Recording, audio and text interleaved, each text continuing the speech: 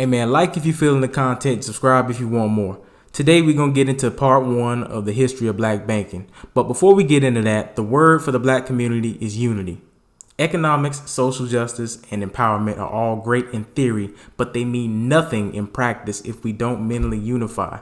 And that doesn't mean you got to agree with everybody, because Lord knows I don't. It means we got to put each other before politics, neighborhoods, and outside organizations. If you passionate about them things, then hey, that's cool, but the community got to come first. With that being said, let's get into it.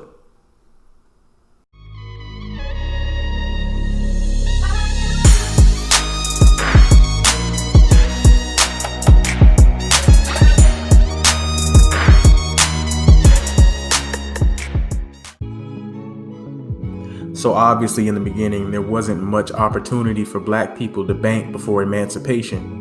Banks rarely accepted black deposits in the event that they were cash starved. There were scattered instances of free blacks who privately offered credit on a personal loan basis, and sometimes they even offered those loans to white borrowers. There were also secretive societies that were mainly started as a way to help fund burials. Over time, these grew into quasi-banking institutions which aimed to help the poor and aid in business creation. After the Union allowed the participation of black soldiers, there came a need for somewhere to house their earning. There were even slaves who were now being paid to continue working on plantations that the Union had captured.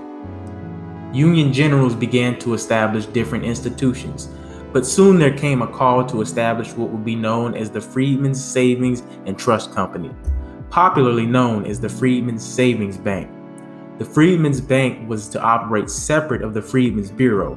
However, that line was muddled and often unclear even to those in charge. Historians like Walter Fleming believe that this was done intentionally to make people have the same level of trust in the bank that they had in the United States government. The bank was fairly well received and regularly circulated pamphlets on financial literacy to a community that previously had no access to any literacy. Here is an example of a poem from one of the pamphlets of the day. "'Tis little by little the bee fills her cell, and little by little a man sinks a well.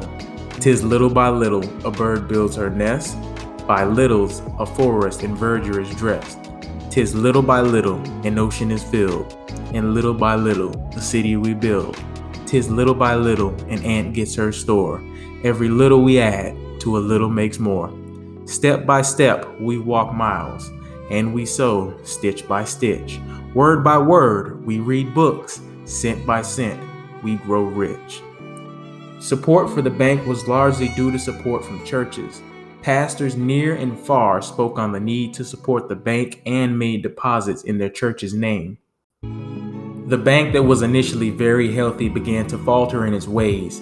Changes in the management structure and the general direction of the bank's investments allowed for foolish and downright criminal behavior that would eventually lead to its demise. What was originally intended to be a simple savings bank that only invested in very safe securities eventually became involved in riskier investments. In 1869, the Freedmen's Bank constructed a new headquarters in Washington, D.C. on Pennsylvania Avenue. The structure cost about $5 million in today's money and drew a lot of criticism from those who felt it unnecessary. Henry D. Cook, who was the bank's slimy trustee, began offloading the riskiest loans from his own financial institutions on the Freedmen's Bank.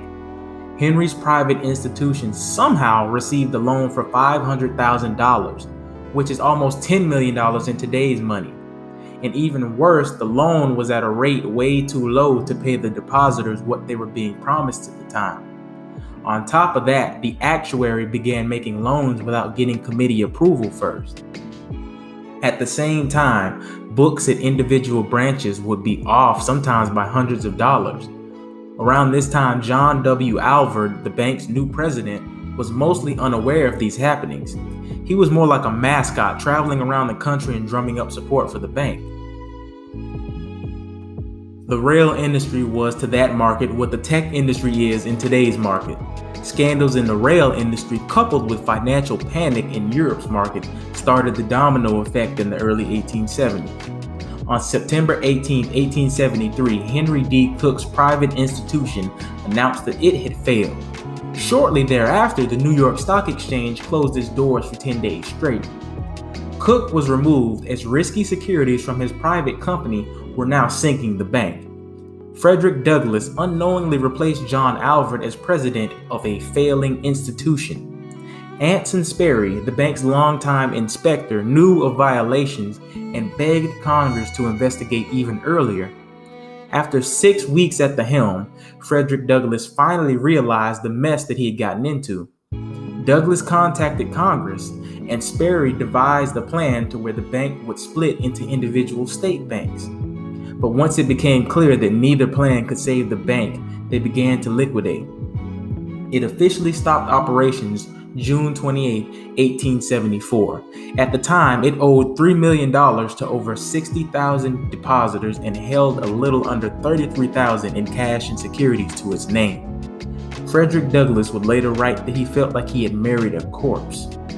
I titled this part of the video Trust, and I'm going to explain why I did so by starting with a quote from W.E.B. Du Bois that's often misquoted and misinterpreted. It reads, "With the prestige of the government back of it, and a directing board of unusual respectability and national reputation, this banking institution had made a remarkable start in the development of that thrift among black folk which slavery had kept them from knowing. Then in one sad day came the crash. All the hard-earned dollars of the freedmen disappeared, but that was the least of the loss.